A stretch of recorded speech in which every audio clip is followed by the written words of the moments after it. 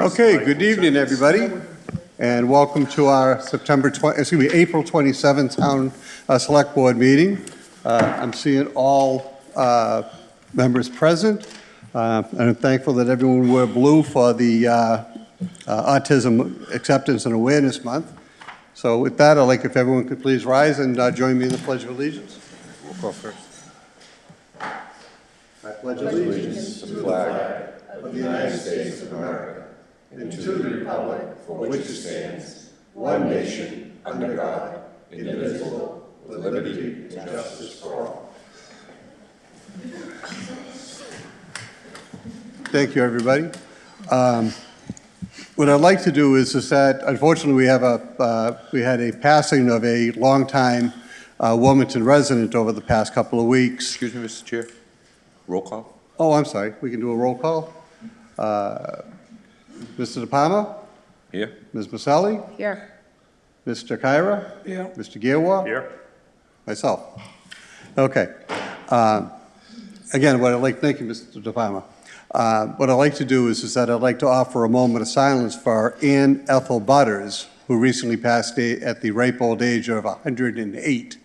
Ann was a graduate, lifelong resident of Wilmington High School, a graduate of the class of 1936, where she excelled in athletics, class of 1935, and she ended up the captain of all three teams, basketball, field hockey, and girls baseball, in her senior year.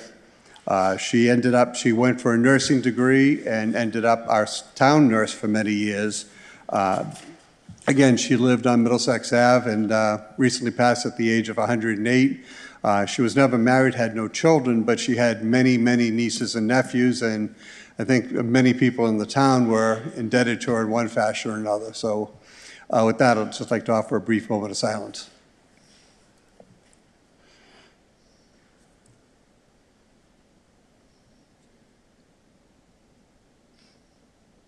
Thank you very much, everyone.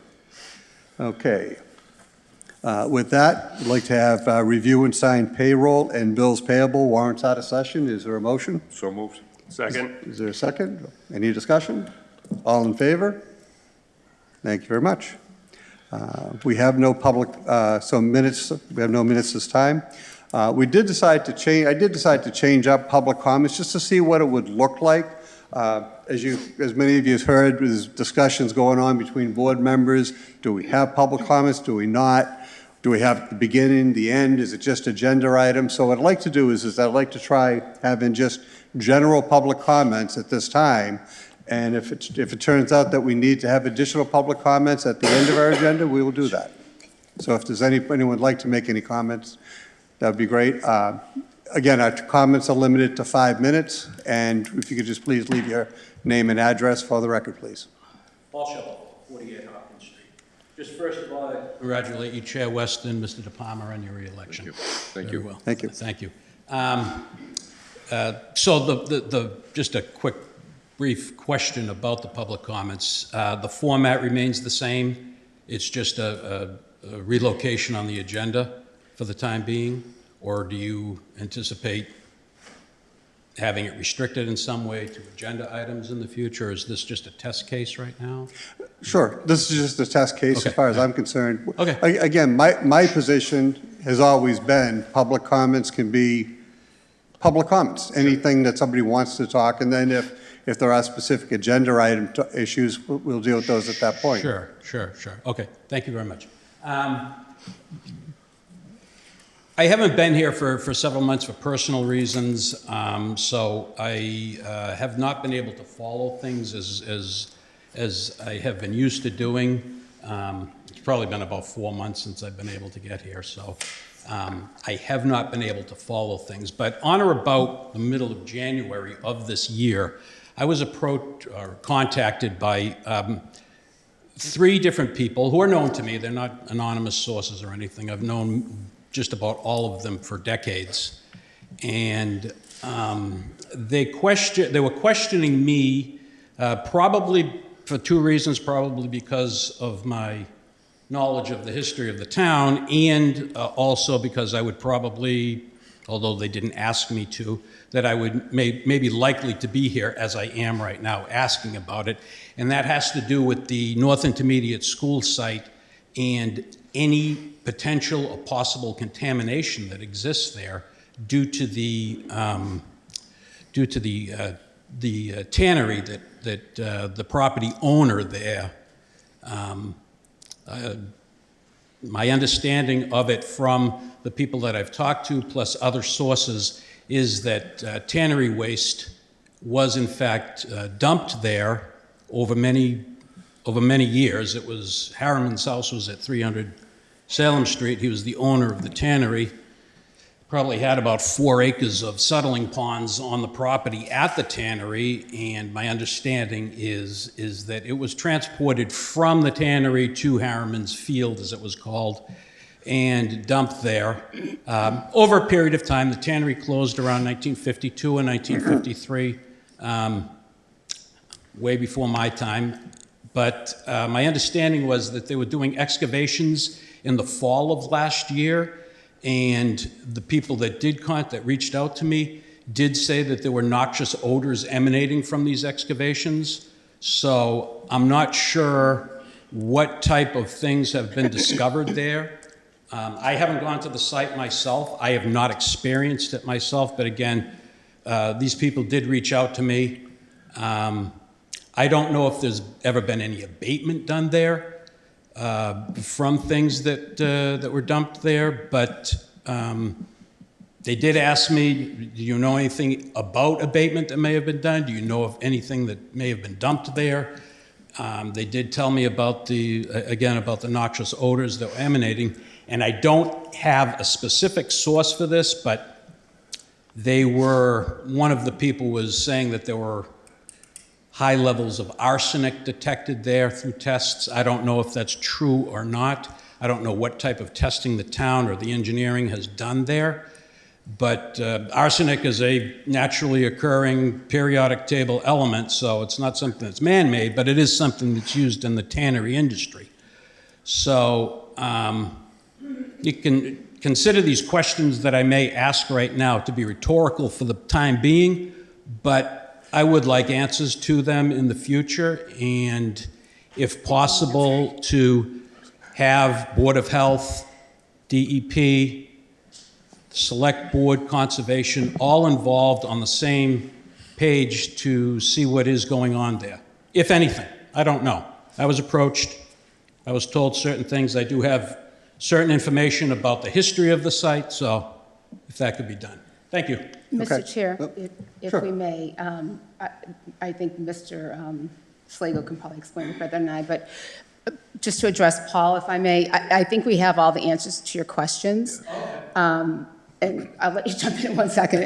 I just want to say at the new school building committee meetings, we actually just talked about this last week. Was that last week or the week before? Week before.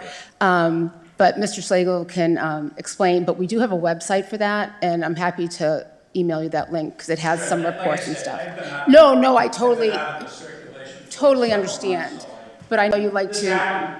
Back in December, Sure. January, Yeah, that I was approached, and yeah. it's my first time here. No, I totally appreciate that, but I just figured we can get you that. But I'll email you that link, but, Yeah, you have my, It's up to yeah, you I if you do. want. Yeah. Yeah, no, just to kind of follow up on what Ms. Maselli mentioned, there has been extensive subsurface testing. I think that it was 34 pits, or 34 soil samples were taken on the site. They found arsenic. We hired an LSP. We have an LSP on staff who's bound by Chapter 21E to report anything to DEP. They made the the LSP made the determination that the arsenic on site was naturally occurring. There is a report on the Wildwood School website that Ms. Maselli was referencing. If you go onto the website and look at recently filed documents, there's an environmental report, extensive environmental report that was filed with MSBA. I think the folks who had expressed concerns are local folks, and they had those concerns. They've also expressed them to the school building committee. and have been responded to with the documentation that we have from our LSP. Obviously, any suggested contamination we take really seriously. That's been a school site for many, many, many years, and there hasn't been any concerns or suggestion about problems emanating from the site thus far. Obviously, if we find anything, we will clean it up, and that's as required by 21E. We would report it, and we would clean it up. And as of this time, our LSP does not believe that that's the situation. Thank you. Okay, are there any other public comments? Good evening, Jeff Cohen, 18 Cobalt Street in Wilmington. I'm the Republican Town Committee Chair in town, and I see that you have on your agenda listed the possibility of selecting a couple of registrars. I know that the time has come to appoint 2 registrars. I know the Republican registrar submitted her resignation very recently. You probably have a copy of that. And there's another registrar position that's up for nomination as well. I've lived in this town for 30 years, and during that time, I've never known a time when there were 2 Republican registrars, one unenrolled and one Democrat. It's always been 2 Democrats, one unenrolled, and one Republican. And I would ask this board to consider, for the sake of equity, that you select 2 Republicans so that we can start evening it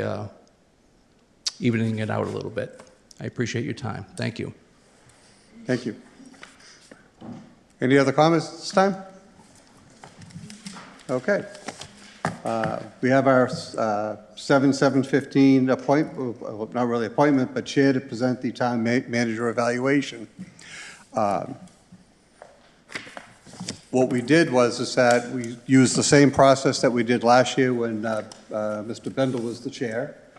We looked at different characteristics. We looked at personal characteristics, professionalism, public relations, communications, board support and relations, community relations, personnel management, financial management, town operations and infrastructure, and planning and organization. And basically what we did was that we gave Mr. Slagle a score from 1 being needs improvement up to 5, I think it was proficient. So in addition, what we did was that as individuals, we made comments to what we thought, what we thought Mr. Slagle was doing good, and areas that he could possibly need improvement on. Not sure that I want to get too much public, because I think it is an evaluation that he should really review. Overall, I'll say overall he got, I'd say, a B in overall average from all the categories from the selectmen, so select board. Again, some might have been a little low, some might have been a little high, but again, I'd say overall that was your score. But I would like to offer it up to the members of the board if they'd like to, talk about their individual evaluations of them or offer comments one way or the other. Thank you, Ms. Mr. Chair. Priscilla. This is more about the evaluation form. I think it might, at least it would help me, because I noticed when I was reviewing it, and I appreciate the copy ahead of this meeting, I noticed there were, I had a couple times when I put, not applicable, and others had 2 at different things. I think there's a lot of interpretation going on what certain things mean. I'll give you my example. There was one thing, keeps good personnel management. To me, that's an HR function. Maybe that's just, in my mind, the way my real world type of thing. So to me, I'm like, I don't think he does that. But it also paused and said, well, what do they mean by that? So I think it might be helpful. I'm not saying we need to change anything in that vein. I'm saying I think it might be good for us to sit around a table and kind of just go through each thing so everybody understands what they really mean, because I think the tool's good. I think it's a good tool. It's just, I think there is some of the stuff to me, I don't, you know what I mean? It might mean something different to me than what it's intended to mean. Yep. Because I found had a NA and everybody else answered, and then I answered and other people might have put it, we all experienced it. I mean, it was all of us in some way, shape, or form. And I took, excuse me for interrupting, Yeah. but I took the NAs into consideration. Oh, I no, took no, that no, out. I know you did, I know you did. But I'm just saying, for us as a board, Yeah.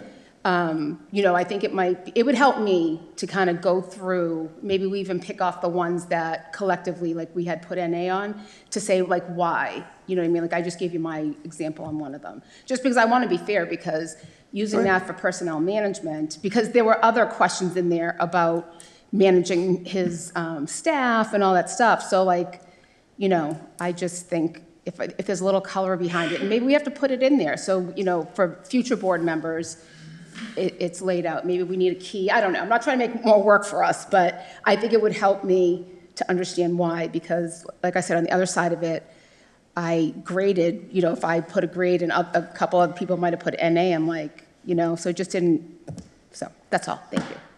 Okay, thank you. I Mr. agree Palmer. with Lil. I believe some of the questions need to be a little more clarified, simply because you're sitting there looking at it and going, we're grading him on something that he may not be involved in because it's, it's handled by another section of the department, of the town. But I just think some of them need a little tweaking. Yeah, tweaking. That's all. Yeah. Again, what I did is that I used the form that we had last year, the exact Oh, format. yeah. And I think the format's good. I Yeah. don't think it needs to be reworked in that sense. Jake And, wants I was going to say, maybe what we need to do, I think maybe what we need to do is that, we'll be having a new chair soon, and, maybe not in April, but maybe. Yeah, at some point. Christmas time or something like Yeah. that, we could look at the form and say, hey, question 8B, Right. you know what I mean, or whatever, just Yeah. for food for thought. Jake? Yeah, so I've done a million of these in corporate. I'm not a fan of this style, to be honest with you. Like, to me, you should have defined, measurable goals. That's true. Not generic questions, not a 1 to 5. Like, before the start of the year or the new term, right, you already have goal setting, and you can measure those, and they're defined. So it's easy, we're all on the same page, because we're grading, right, based on this defined set of goals. So that's what I'd like to see.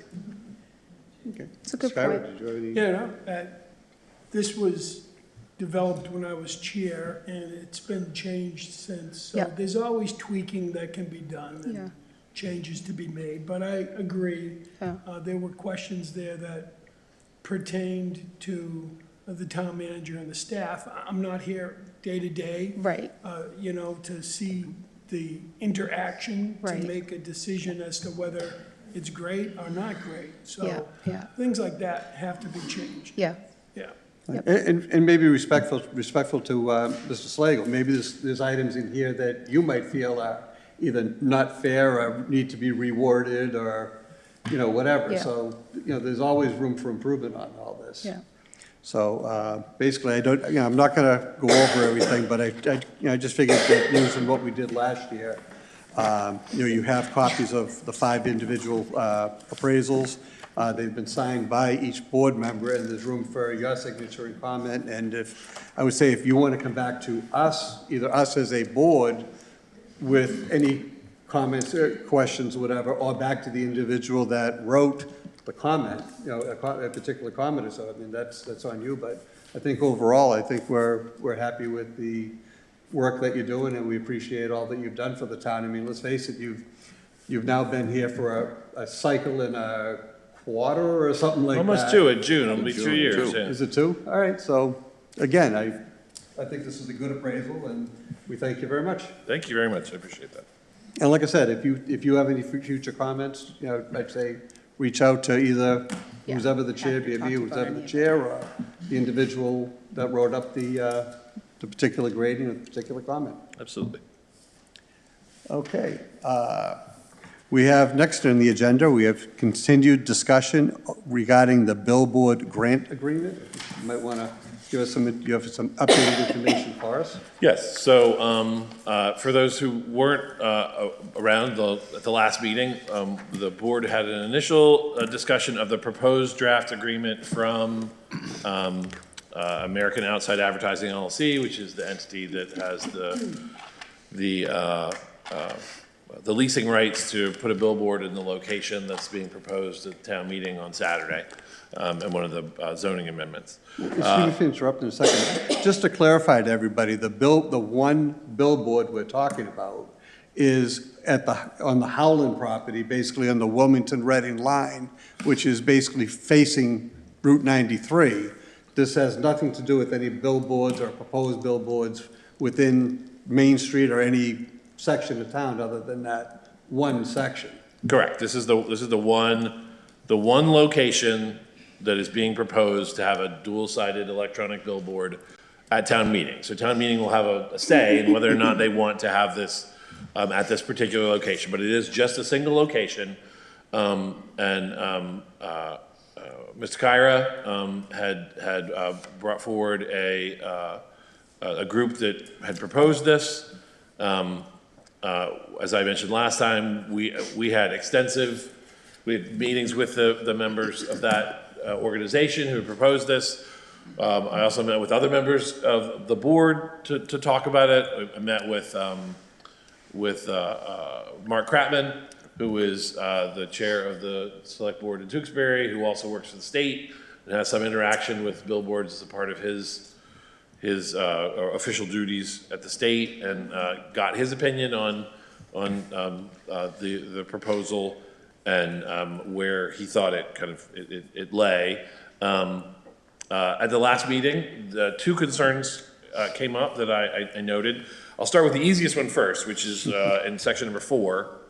So there was a concern that section number 4 did not have a number of hours that we would have.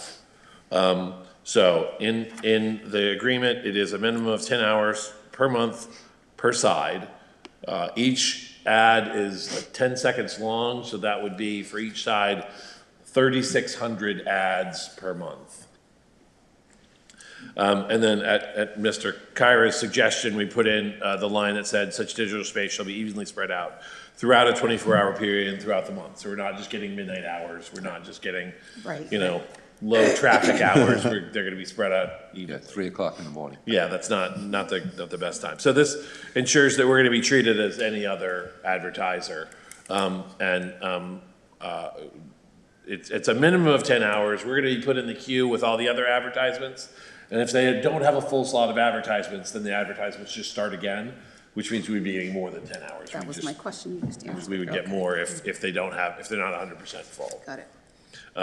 So hopefully that resolves the concern. They also wanted to let us know that the state requires them also to give the state a certain number of hours. Yeah.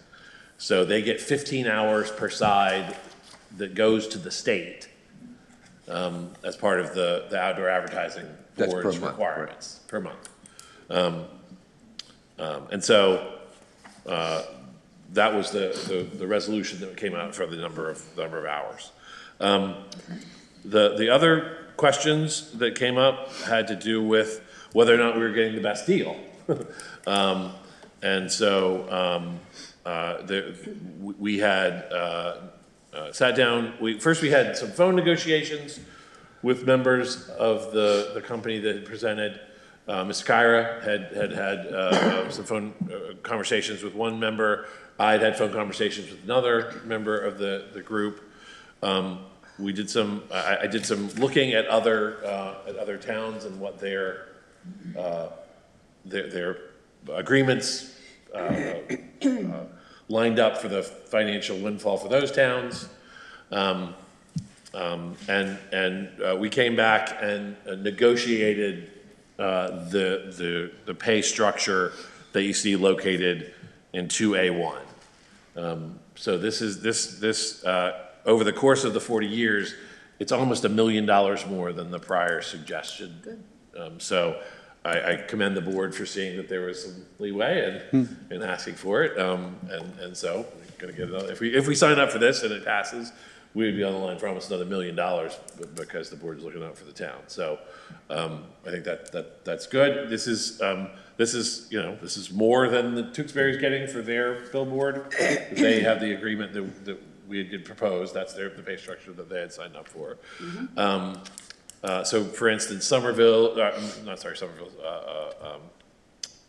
Stoneham's billboards, as I'm sure you've seen if you drive on 93 towards Boston. They vary in payments over the life of their billboards. The original one, which is an older agreement, they got about 1.3 million over the course of the life of the billboard agreement. The other ones have gone up, so they've been getting an increased amount. But this does seem to be consistent with the market based on the information that I could find. And let me just add, you'll notice that we also changed the years. Every 10 years, Yep. there's an increase rather than every 20 years. Right. Yep. Okay, are there any comments from the board members? Good job. Yeah, I agree. Because that was my Nice Good concern, job, so. yep, no. I'm very comfortable with this Yep. now. Yeah, me too.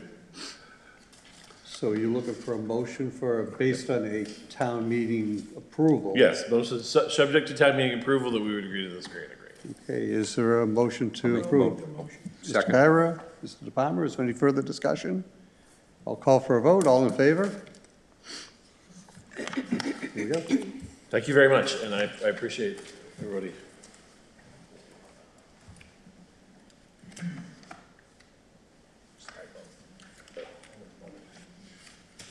Word writing swish. Did you see that? Yes. That one? Yeah. Typo one. Yeah, we got that one. The dollar amount, instead of a comma, it's a period. Oh, yeah, And then I have the copy straight there. yeah. Yeah, I don't know why the formatting, I think it says writing, I just don't know why it's formatted that way. all right. I'll fix it. I'll Because fix that it. should be in writing, I guess, is Yeah. that? Yes, we'll get that, that's on the front page, so we can still Yeah. sign it, and I can correct those things. Okay. We have a discussion and assignment of motions for the annual town meeting, and also discussion and assignment of motions for the special town meeting, both on May 2nd at the high school auditorium at 9 o'clock.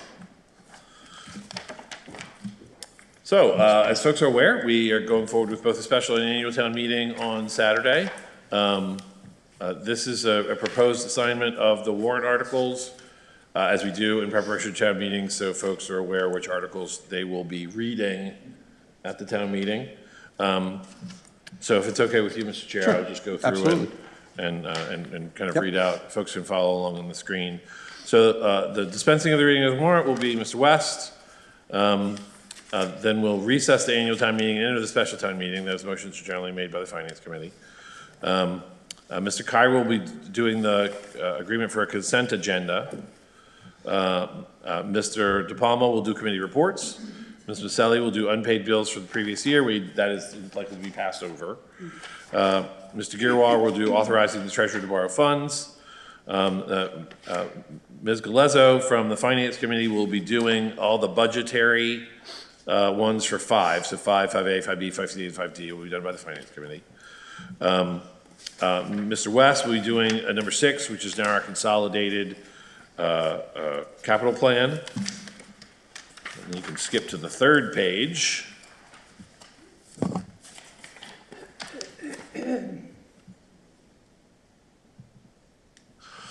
Mr. Kyra will be doing the PEG access services warrant article. Mr. DePalma will be doing the 4th of July article. Ms. Maselli will be doing Memorial Day and Veterans Day. Mr. Girwar will be doing VFW and American Legion lease. Mr. West will be doing the revolving fund authorizations. Mr. Kyra will be doing the operation of the Public Works and Sewer Division. Mr. DePalma will be doing the deposits of the OPEB Trust. Ms. Maselli will be doing the deposits of the Capital Stabilization Fund. Mr. Girwar will be doing the deposits of the Retirement Stabilization Fund. Mr. West will be doing the transfers from various FY26 accounts. We expect that to be passed over. Mr. Kyra will be doing transfer funds to cover shortfall and snow and ice budget. We do expect that to be passed over. Mr. DePalma will be doing the construction for the North Wilmington Fire Station. The Water and Sewer Commission will be doing the construction of the Woburn Street Water Booster Station. The Shawshing Tech School Committee will do the Shawshing Tech feasibility study. Change the page. Thank you. Sorry, everybody. We're getting used to the new screens, and it's not right in front of me, so I'll do my best to make sure everybody can read what we're reading. Ms. Maselli will be doing the transfer from free cash to health insurance dental deductions. Mr. Girwar will be doing the transfer to the Sewer Enterprise Fund. Mr. West will be doing the MWRA Finance Assistance Program. Mr. Kyer will be doing the transfer from the school department to the select board of the Wildwood Street School. Mr. DePalma will be doing the transfer from the school department to the select board of 219 Middlesex Ave, which is the Wellington Arts Center.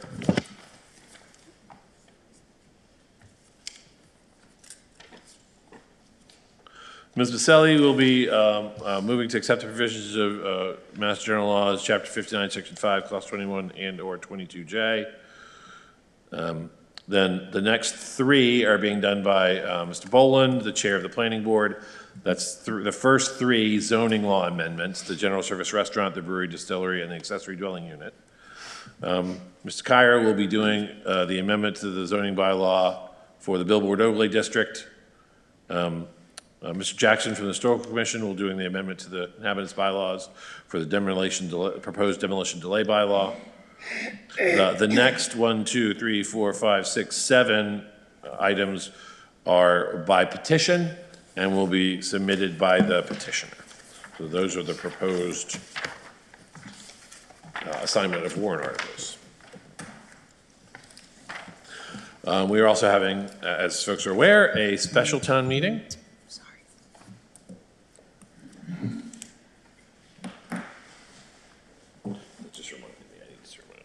I shut off. I don't know why it did that. It's weird. The special town meeting warrant articles, we will be amending the vote on the annual town meeting regarding the Charappa Farms. Oh, I apologize. We'll dispense with the reading of the warrant with Mr. Kyra. Mr. DePalma will do Article 1 to amend the vote for the purchase of Charappa. Ms. Maselli will do the first of 3 exemption proposals for Chapter 59, Section 5, Clause 17E. Mr. Girwar will do the acceptance of Chapter 59, Section 5, Clause 21D. And Mr. West will do accepting of Chapter 59, Section 5, Clause 5C and a half. Those are the proposed warrant article assignments. Thank you. We have communications, and I do see Ms. Smith in the audience. The first letter deals specifically with the letter that you wrote, so I'll allow, if you want to, let Mr. Slagle go over the letter, and then if you want to make a comment, you're more than welcome to. No, I'd say let him read into the record, and then you can comment on what was.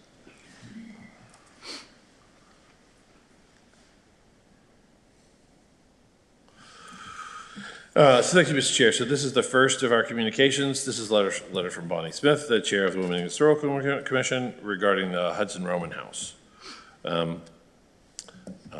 This is to the town manager, select board, and school committee. The Historical Commission has learned of plans to demolish the Hudson Roman House, which is listed on Macris and the town's historic homes list. Built in 1897, the Queen Anne style home is located within the Church Street National Historic District and is a significant contributor to Wilmington's historic character. At the school committee meeting on 2/25/2026, it was unanimously voted to transfer the building to the town, and I want to not to interject. So the vote for the Roman House was not to transfer it to the town, but merely to request that the town undertake demolition. So that's why there is no transfer article. What did you say, I'm sorry? The vote from the school committee was not to transfer it to the town, just to request funds for demolition. So we're not, it's not being transferred to the town. That's why there's not a warrant article, as we did with the Wildwood School and with the Arts Council Center. With a recommendation to appropriate funds for demolition, in 2024, the town established a building reuse committee in which the Historical Commission is represented. To date, that committee has not been given an opportunity to discuss the future of the Roman House. Given the building's historical and architectural significance, the Historical Commission believes should be actively involved in any discussion regarding its disposition. We respectfully request that the Building Reuse Committee be assigned review authority and be given an opportunity to evaluate reuse options. We also request the opportunity to tour the building as a signature element of Wilmington's Town Historic District. The Hudson Roman House warrants careful consideration and collaborative review before irreversible action is taken. Regards on behalf of the Historical Commission, Bonnie A. Smith, Chair. So I don't know, that said, I didn't know if you wanted to add anything or comment?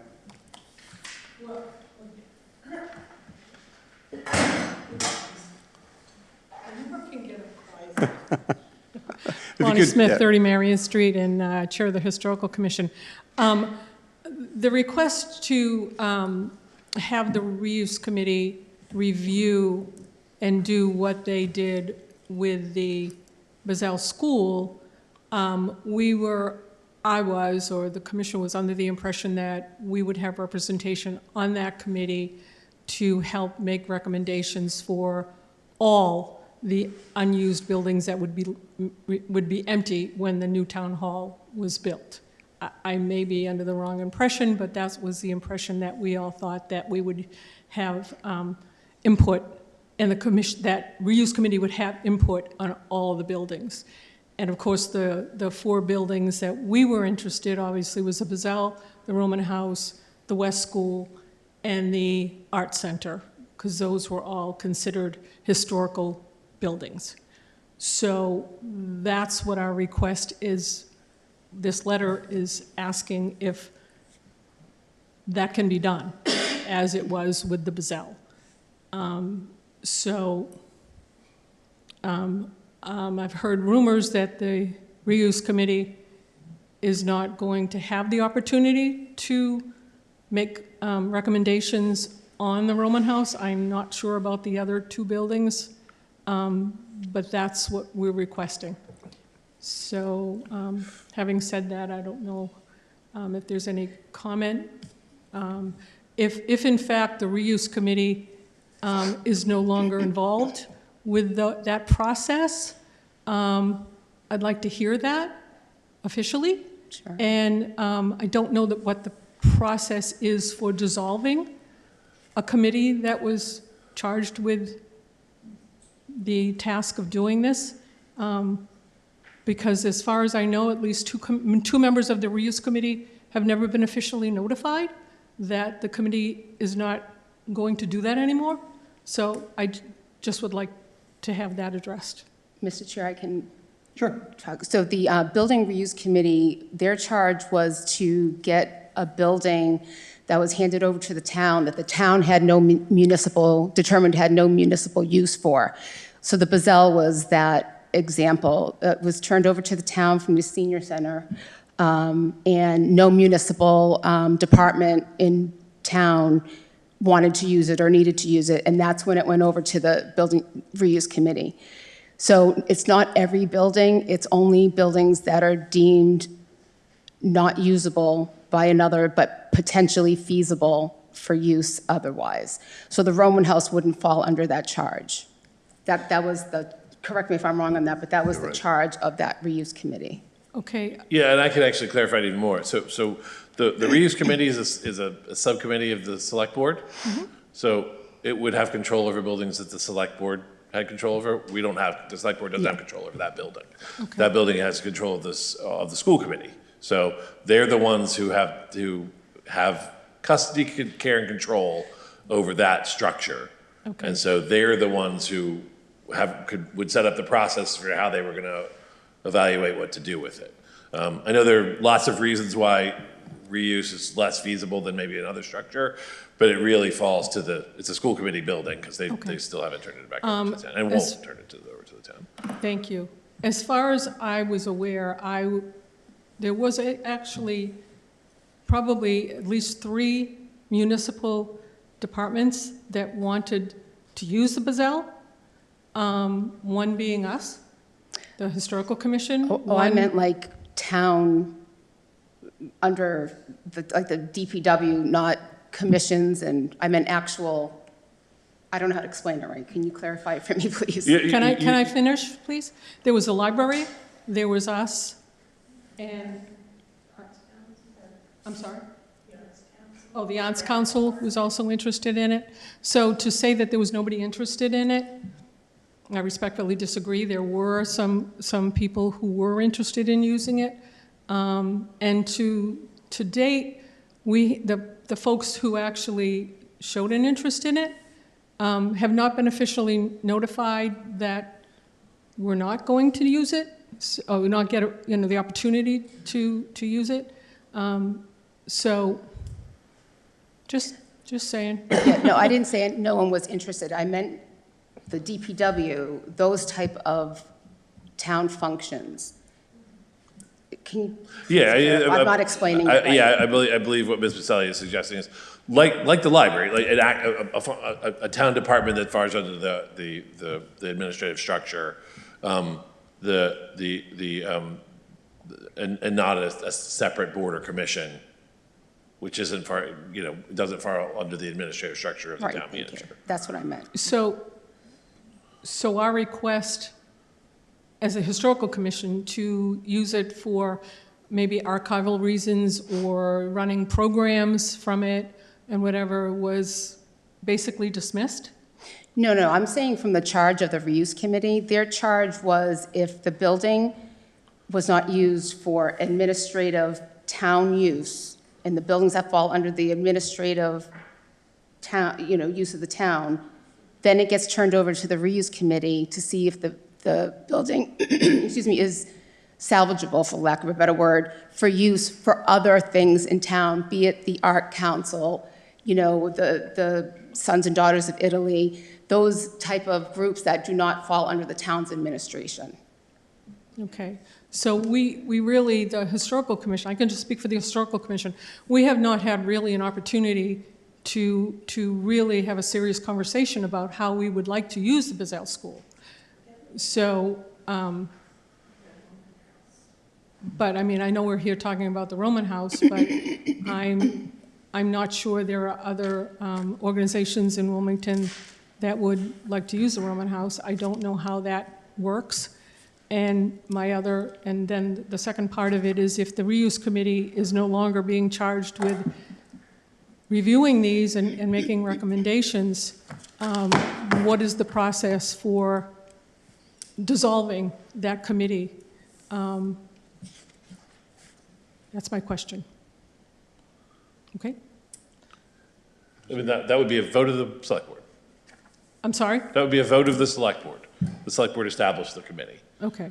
So I guess my request is that maybe that can be put on an agenda for a future agenda item that you would discuss the dissolving of the reuse committee and the reasons why. But I do want to be clear that the not submitting the Roman House to the reuse committee wouldn't necessitate the reuse committee to be dissolved because it's not a town building, it's a school building. So it's not within the purview fair of enough. the Yeah, town. fair enough. But the Art Center and the West Schoolhouse, I'm assuming the West Schoolhouse is going to be empty, or is it already? I'm not even sure. The West Schoolhouse is not empty. Okay. So that The would Art fall- Center is vacant, but if the West Schoolhouse ever became empty, we would have a discussion about whether or not that would be appropriate to submit to some committee. Okay, that would so oversee that. so to be clear, in order to address the Roman House, we would have to make a request to the school department? It's a school property, yes, so the school committee has control over that house, and when they had that vote back in February, it was Mm-hmm. to request funds for demolition. Now, when we talked a few weeks ago, Mr. Slagle, you talked about putting out some kind of a notification, and I might have the wrong acronym for this, but you were going to put something out to say, okay, I mean, I'm obviously paraphrasing, but okay, if you want this building and you have $1 in your pocket, you can have the building if you want to move it.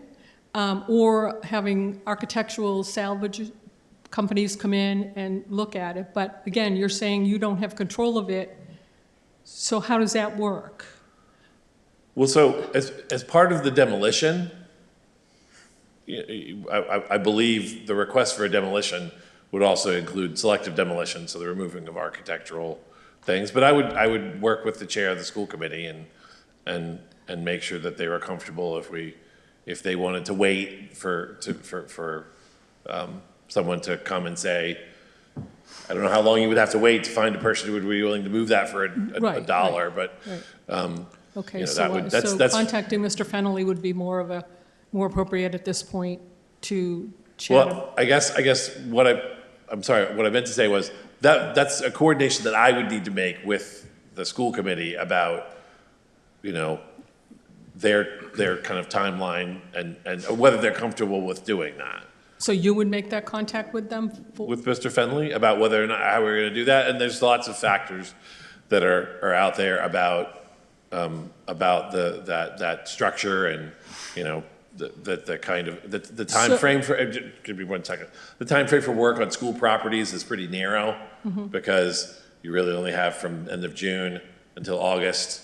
We obviously wouldn't wanna have a demolition crew out there doing work when school is open, so. So who would put out that communication about if you want this building and you can come and take it? Who's responsible for putting that out to the public, if you will? And where does that go? Well, I'm imagining that the school committee is gonna delegate that to the town, because we have more experience about doing that than they do. But it's something I would have to have a conversation with the superintendent Okay. and the school committee about. So I guess we can we respectfully request that that be done? So, I mean, we would love to have it sit where it is, but if it can be saved, moved, or if the architectural components of the house can be reused, it would be a shame that that wasn't done, because as you've all seen the inside of that building, it's gorgeous. The woodwork and everything, I would hate to see that just come down. But if it could be reused, that would be, I guess, the next best scenario. Yeah, so, but that was, but because the vote is coming up on Saturday, that stuff is gonna be undertaken after the vote. It didn't make sense to kind of put the cart before the horse, since the vote for to fund the demolition is at the town meeting. Okay. All right, thank you. Communications? Thank you, Mr. Chair. Let's see. The next communication is a letter from, Paul Bruce and from Ronald DeGiorgio to request to be reappointed as constables.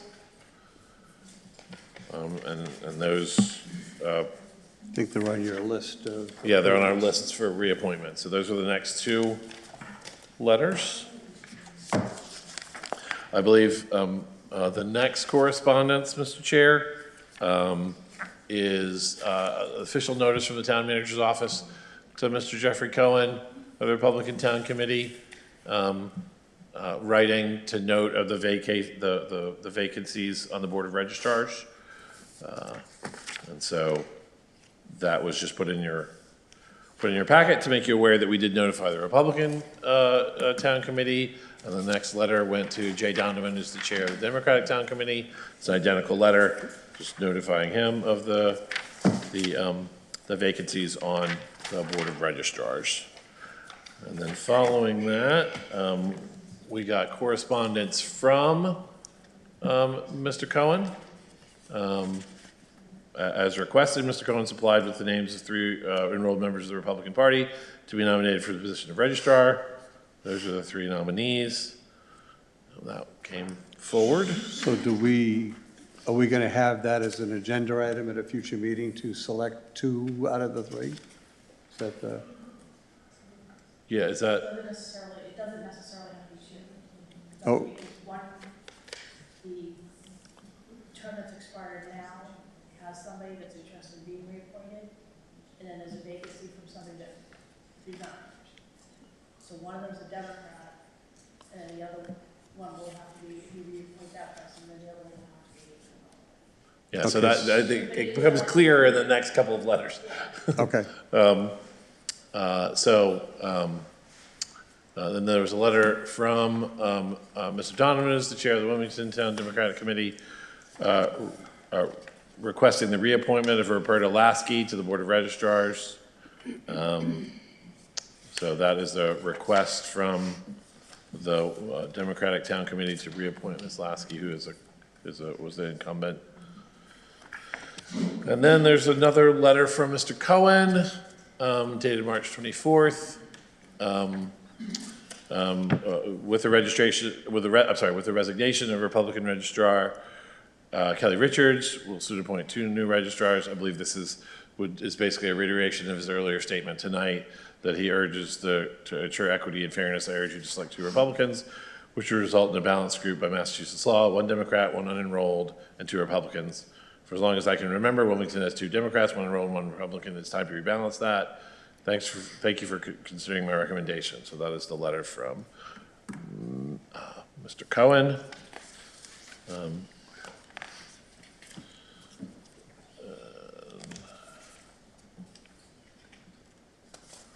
And we have a letter from Let's see that. oh, no, I let's see. Oh, Number 6, you don't have yeah, I apologize. This is number 7, so we don't have a letter for number 6. So it. Okay. go back. Apologize. So that's the end of the communications, Okay. Mr. Chair. And then we have several boards to consider, so I think we have board to consider Yes. number 6, and the board to consider extending a $5,000 grant to the Wilmington Farmers Market for food insecurity. Yes. As the folks on the board remember, Lowell 5 Bank donated $5,000 to the town to be used at our discretion, but they had hoped that we could use it to assist in food insecurity. And then after having conversations internally among staff, also with the chair, we thought it made sense, given that the farmers market does have food insecurity programs that they were looking to fund, that we put on a proposal to take this $5,000 and move it over to the farmers market. And will that be in lieu of they're still going to be requesting the $7,500 at town meeting, or do we? Yeah, know so that yet? I think there's members of the farmers market here. We had conversations there. Obviously, that it is on for the agenda for the farmers market to request the $7,500. As to what their intentions are with that, would. Hi, Christina Reedy, 31 Glen Road. If we were to be given this grant by the select board and town manager, we would pass over our warrant article at town meeting on Saturday.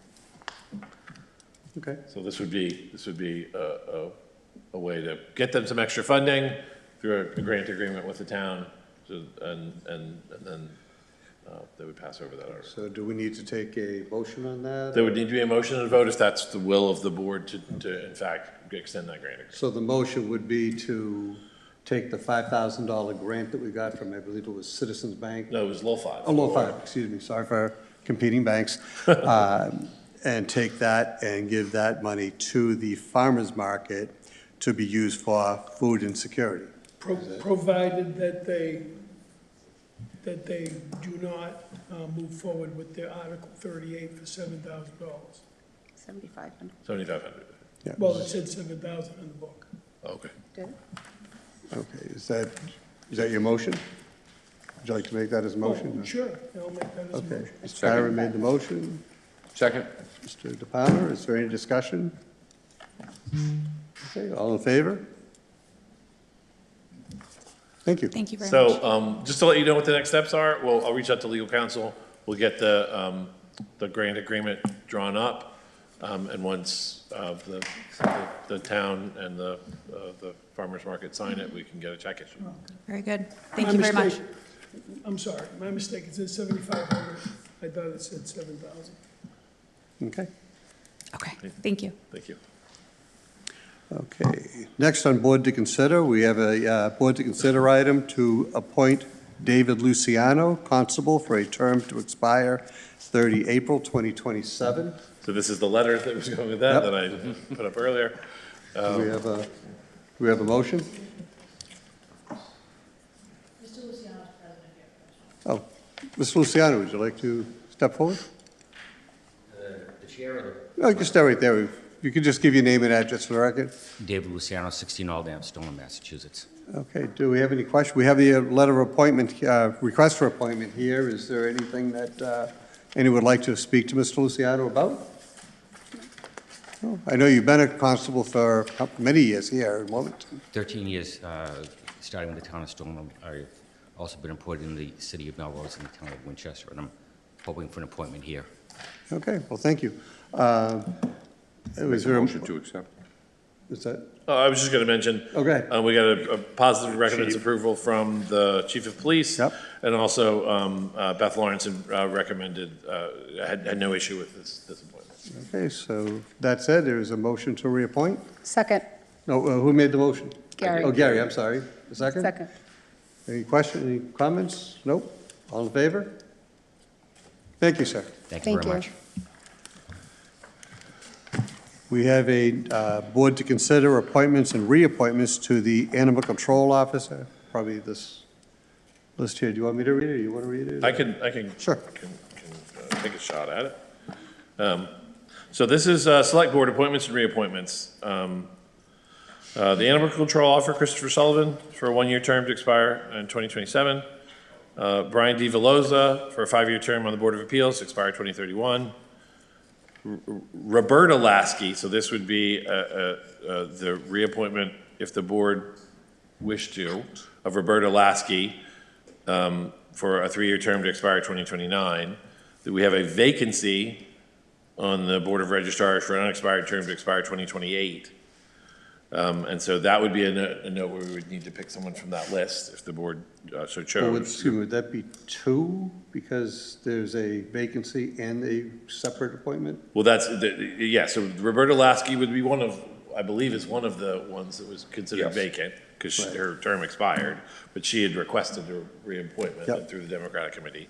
And then there's the vacant term that would be required to be a Republican if you appointed Ms. Lasky to the. Okay, because I thought Mr. Cohen had mentioned 2 Republicans, no? Well, I think Mr. Cohen would hope that you wouldn't reappoint Ms. Lasky. Oh, so and it's just put a 1 Republican in. Democrat and 1 Republican? Is that what? There's already a Democrat on whose term is not expired. Okay, Ms. Lasky, who is a Democrat's term is expiring. got it.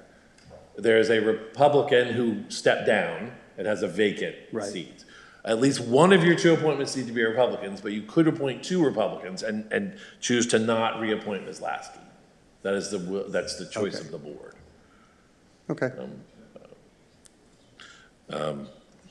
And should we take that up as an appointment now, or do you want to? Sure. I finish and the board can take up their choices at that time. For the Cultural Council, 2-year terms to expire in 2028 of Darren Bohm, Karen Minch Pushada, Rita R. Goldberg, and Jennifer Theodos. Fence Viewer, 1-year term to expire June 30th, 2027. Paul Looney and John Spalding.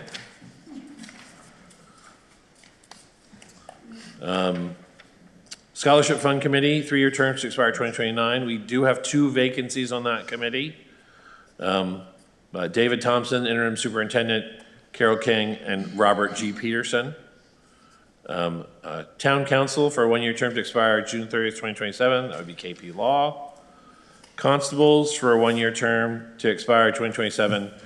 Jason F. Costa, Brian R. Randell, Eric R. Randell, and then 4 constables with a restriction not to solicit clients, which would be Paul D. Bruce Jr., Ronald M. DeGiorgio, Dennis C. Otis, and William F. A. Pepicelli. So those are the select board appointments and reappointments. Okay, do we need a motion to? So I think, given that, I think that the board needs to make a determination about what they're going to do about the registrars.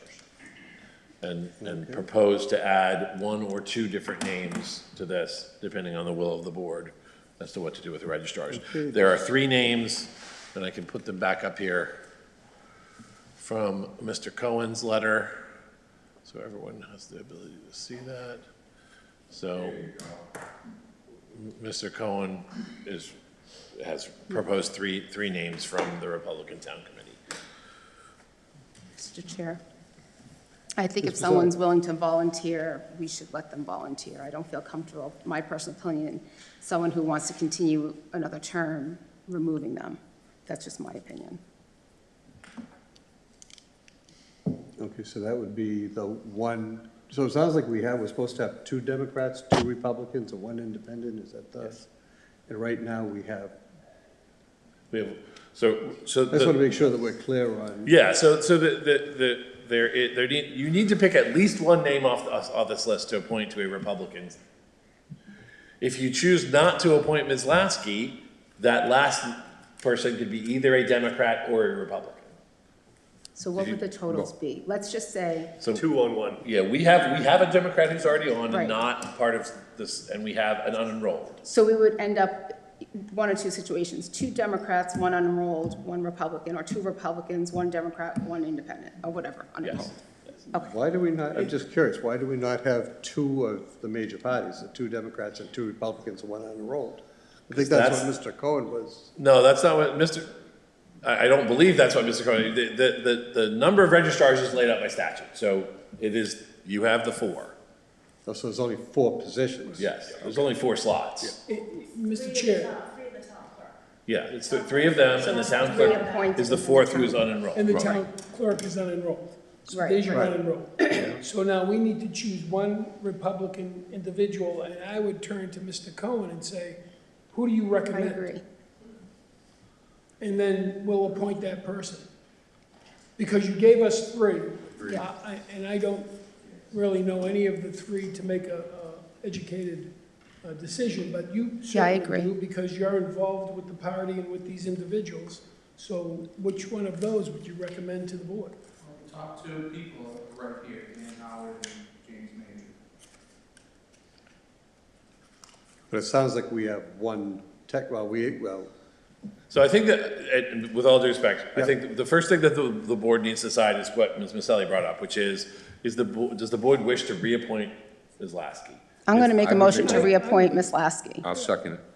Oh, sorry. Yeah, no, any discussion on that? We'll take a vote on that 1 position. All in favor? Okay, now we have 2 Democrats, 1 unenrolled, you have to appoint a Republican to the final spot, and then you have 3 choices. I'm going to make a motion to appoint James Major, just because he's first in the list, and you said the first 2 people, so I'm just going with the top person. Second. Okay, is there a second? Is there any discussion? All in favor? Okay, and now we would need a motion to appoint the remainder of the list that wasn't. I'm just thinking in the future, what we should do, maybe we need to have 1 Democrat, 1 Republican, and 2 unenrolled, just to keep the balance, I think, I don't can't. know. You can't do Yeah, that. that's, yeah, you have to request candidates from the major party, the 2 major parties. I mean, Mr. Chair, Yeah. the clerk could be a Republican or a Democrat. By statute, she has to be there because she's the clerk. Yeah. Right, She happens to be the unenrolled She happens candidate. to be unenrolled. okay. Yeah, it's just odd that the number's 4 is kind of tough to get there, but, Yeah, the really state 3. did not make this easy on anybody. Yeah. This is the way they've set it up, so. all right. So I'll make a we'll- motion to appoint the The remainder remainder of of the list. Okay, is there a second? So moved. Second with the discussion, Discussion. question. Oh, wait. KP Law, Yeah. are they going up with rates or? I haven't seen a re-engagement letter from KP Law yet, I don't believe. We have the re-engagement letter? Yeah, there is one. Okay, then I apologize. Yeah, because we do see in the budget, I guess last year they expended, in fiscal year '25, they expended $149,880. Then in '26, we transferred $250,000.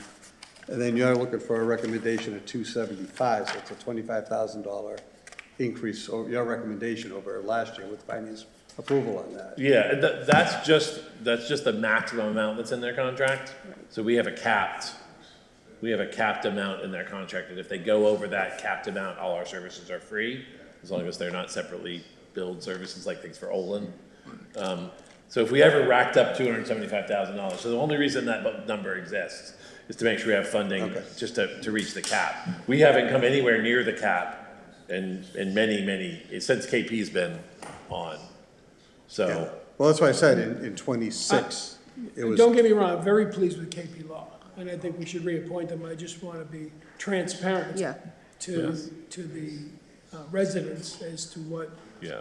if there's an increase. Yeah, so I do know that they increased the cap. So our cap was at 250, they increased the cap to 275.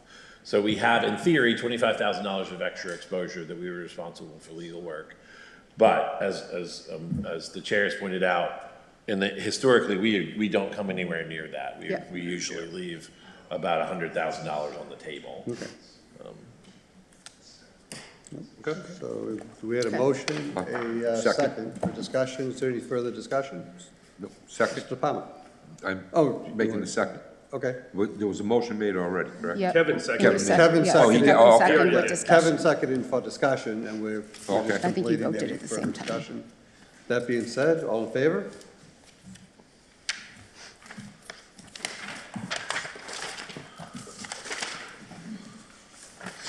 Okay, we have an additional. Yes, the next appointments, Mr. Chair. These are town manager appointments and reappointments subject to the approval of the select board. Mr. Chair, Sure. a commission on disability. You're showing it vacant? The select board liaison it expired, so you, Okay, I was gonna mention that you were the incumbent. okay. Yes, so the Commission on Disabilities, we have an at-large vacancy, which means the person does not have to be a disabled or a family member to join the Commission on Disabilities. Mr. De Palma is the reigning Select Board liaison to the Disability Commission, and I wanted to give him the opportunity to make a determination if he wanted to continue. Yes, I do. So as long as the board accedes to that, that would be Mr. De Palma as the Select Board liaison. For the Historic Commission, we have James S. Buck, Joseph A. Accardi, and Richard E. Eaton to be appointed for 3-year terms to expire in 2029. That includes Mr. Eaton, who has a new appointment to the board. For the Permanent Building Committee, we have 3-year terms to expire in 2029, appointing Michael Comosio and George Hooper. And for the Reading Municipal Light Department Advisory Board, a 3-year term to expire 2029, Timothy J. Woods. Okay, is there a motion to accept this list with the addition of adding Selectman De Palma on as the Select Board liaison? So moved. Second. Okay, is there any discussion? All in favor? And then we have Continuing now. one final. And there is an error on this one that I'm going to correct when we get to it. So this is the town manager's appointments and reappointments. So for the animal inspector, 1-year term to expire 2027, Christopher H. Sullivan. For the building inspector, 1-year term to expire 2027, John T. Spalding, and Michael P. Desmond as the alternate inspector. For the Carter Lecture Fund Committee, a 3-year term to expire 2029, Karen A. Hunter. For the Cemetery Commission, a 3-year term to expire 2029, Scott W. Smith. For the Conservation Commission, 3-year terms to expire 2029, Jean Marie Cole, and then Megan Fiorella is not expiring. It's Frank Silveira, Silveira, who is up for reappointment.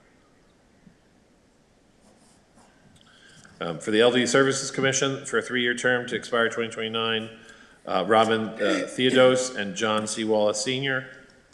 For the Electrical Inspector, a 1-year term to expire 2027, Frederick Sutter, Arthur T. Kelly as an alternate, and James F. Largenton Jr. as an alternate. For Gas Inspector, a 1-year term to expire 2027, John M. Cacciatore with John J. McTyke Jr. as an alternate. For Board of Health, a 3-year term to expire 2029, Elizabeth E. Sabungian. For the Library Trustees, 3-year term to expire 2029, James M. LeMay and Eileen L. McDougall.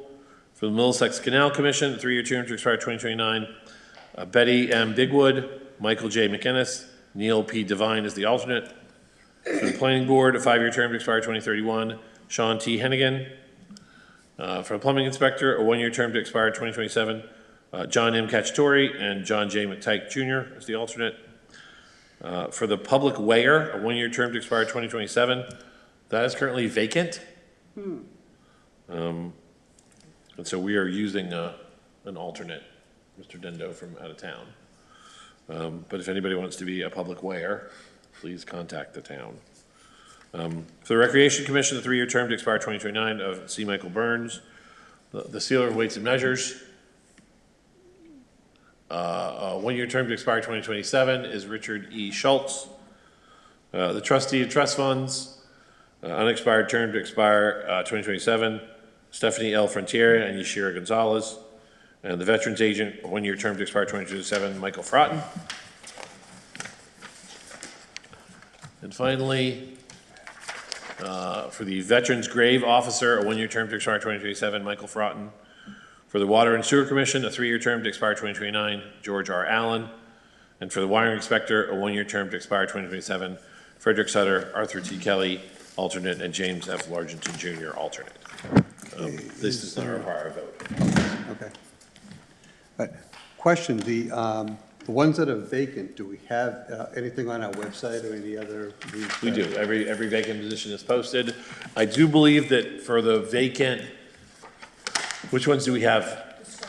Yeah, we do have 4 applicants for the scholarship committee, and we're looking to get recommendations from the school department and see how to proceed with those 4 applications. Okay, so I think we're at board to consider the request of Denise Bresnahan regarding a disclosure in accordance with Chapter 268A, Section 20B, relative to summer employment with Wilmington Recreation. So this is a disclosure by Ms. Bresnahan.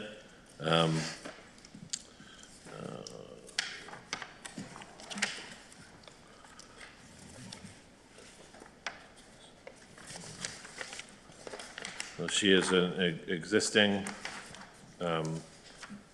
employee, and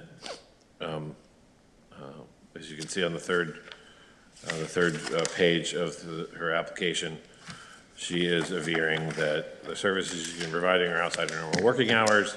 They're not part of her regular duties, and she will not be compensated for more than 500 hours. So this is a teacher who's working in our summer program. Yep. She's already an existing teacher.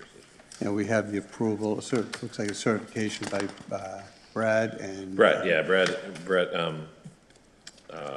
has certified that he's the head of the contracting agency hiring her for summer employment. So we're looking for a motion to consider him for. Motion to accept the disclosure of Denise Bresnahan.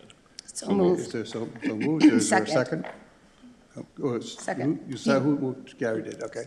Any discussion? All in favor? Okay.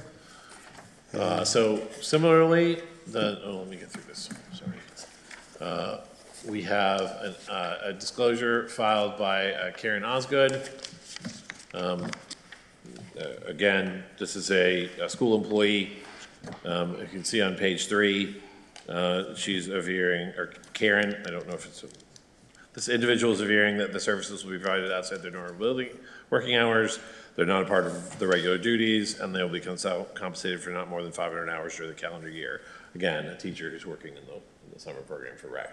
Okay, so and once again, Brett has signed as the head of the contracting. I guess is there a motion to accept their non-disclosure agreement? Disclosure. Disclosure agreement, sorry. Is there a motion? So moved. Second. Mr. DePalma, Mr. Gailwar, second. Any discussion? All in favor? Okay. So I think that ends our board to considers. It does. Brings us to announcements. Does anybody have an announcement? No? I have a couple. One, I'd like to thank all the people that voted and that were involved in the election process that we had on Saturday.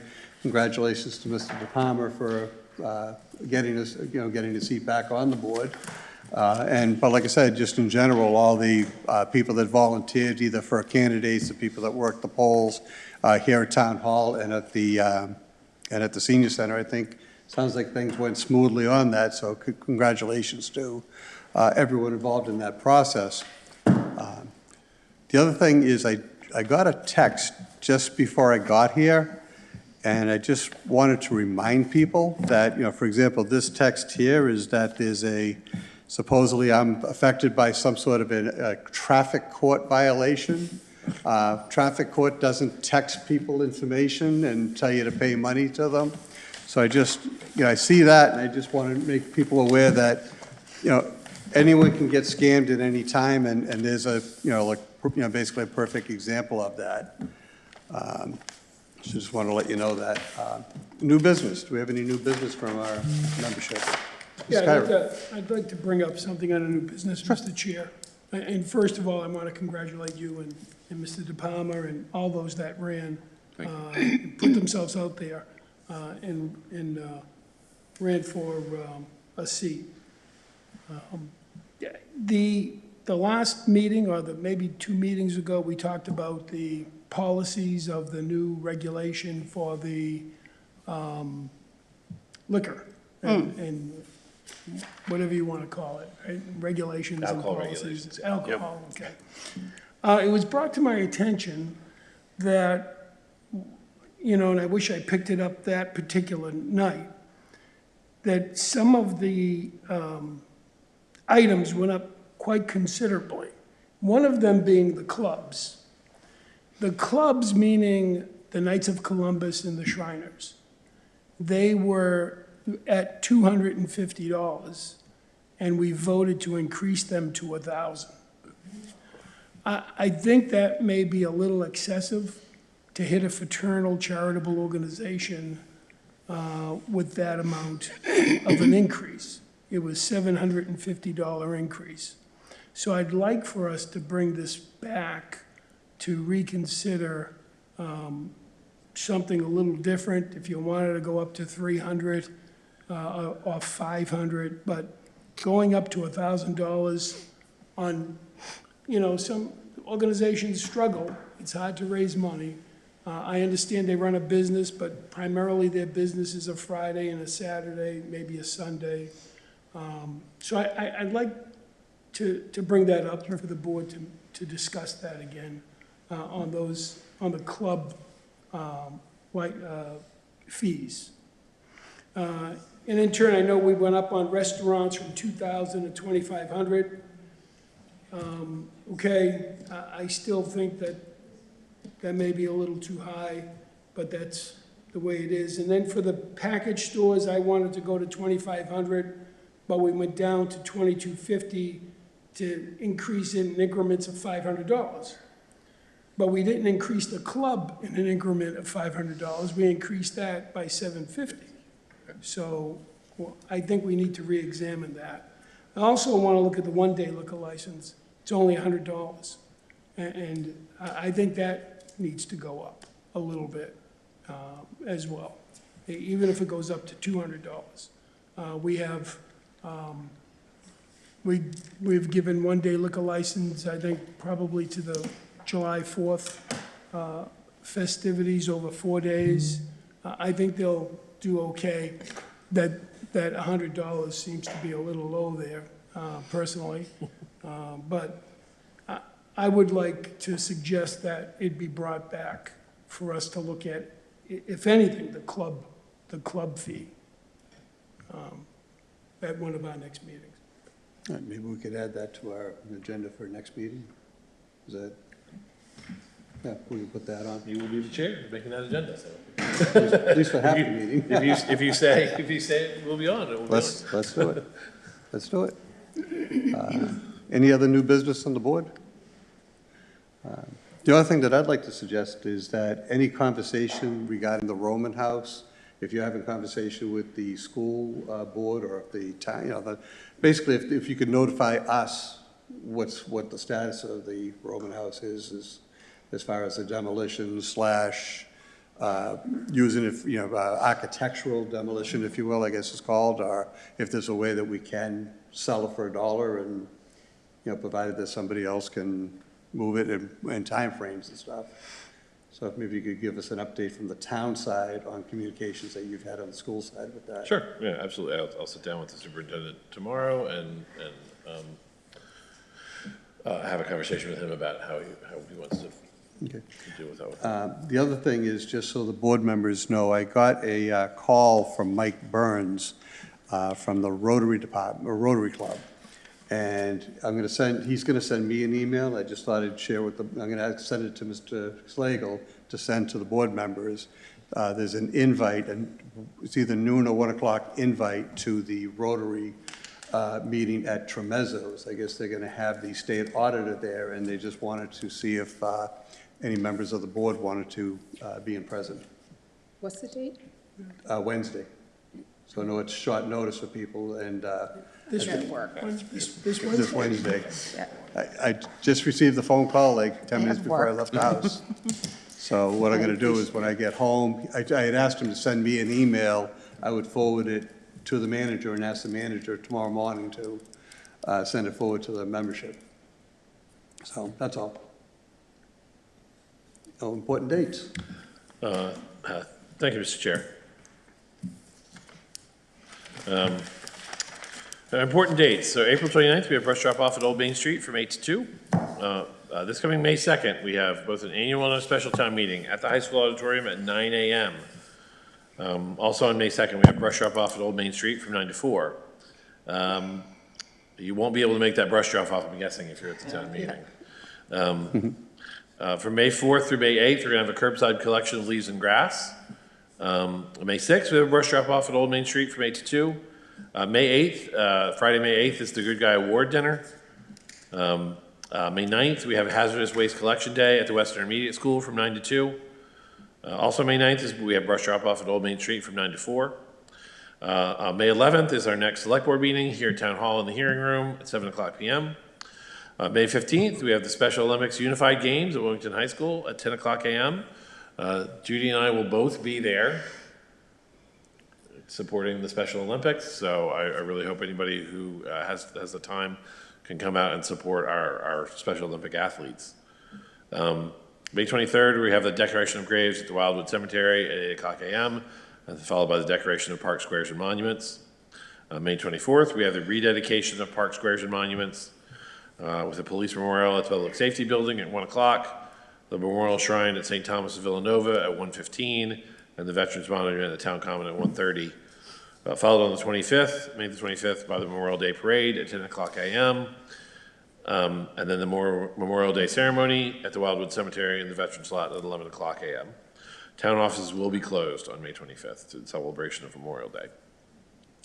May 27th, the Select Board meets here in Town Hall at the hearing room at 7 o'clock p.m. And then on May 31st, we have Wilmington High School graduation. Congratulations to the graduates. They are gone for the year. None of their cars were in the parking lot today. They are done. They are done with their senior year. So congratulations to all the graduates. And we will see you again on the 31st. And those are our support dates, Mr. Chair. Thank you. Before we do Chair? salute to service, I'm sorry, Mr. Palmer, go ahead. Just got a question. May 2nd is our annual meeting, our town meeting, and on May 2nd, we also have the brush drop-off. Is there any way that we can give the brush drop-off another day? Because I know people who are planning on using it, but they want to get to town meeting. Yeah, I can certainly check to see if we can add another day around that time. We do have it on the 29th and on the 6th. Yep. But I'll check with DPW to see if that's possible. Yeah, Thank you. And encourage folks to come to the annual town meeting. Yeah. That's it. One comment that I had on that we have everything on the screen, are we going to be able to put that as package to the website? Yes. Cool. All that being said, I think we do need to have a conversation about certain documents that get submitted that we may not want to be posting on the Yes. website because of Yeah. redaction reasons. Right. For personal information and license applications and things like that. Yeah. But generally speaking, for a day like today when there wasn't any Yeah, that's why I mean, today was like a perfect example of these, they could get posted. I Yeah. don't think there was anything that, Yeah, I think that's fairly, You know. fairly innocuous. It is the license piece that gets Right. a little bit complicated because they're putting financial information in the application. right, we've had those conversations, so I know we. So as long as folks are comfortable with that information not being put with the packet, Right. and everybody understands that we're not gonna put out that information, I think we can There accommodate should be that. no personal information on it. Yeah, Oh, agree, 100%. It has to be redacted if it. yes. So I'd rather just kind of skip it I and put it agree. out without, and then we Totally. don't have to redact Yeah. it. Yep, I agree. You know, we'll put any pertinent information on the screen so folks can watch it Yeah. later if they want Yep. to see, or come in and see it at the time. With that said, we have salute to service. We have our salute to service this week. This meeting is Specialist Ryan Johnson from the U.S. Army. Mr. Johnson was with the 101st Airborne Division Aviation, HHC.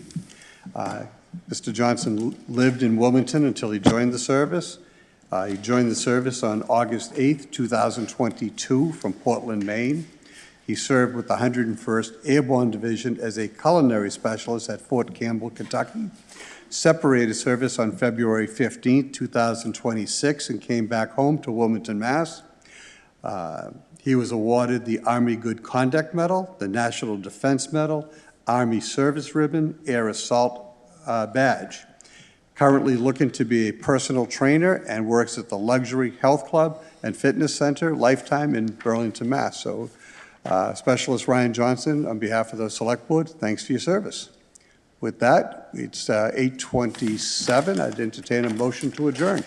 So moved. So moved, Mr. DePalma. Second. Second, Mr. Gerwar. All in favor? Thank you very much.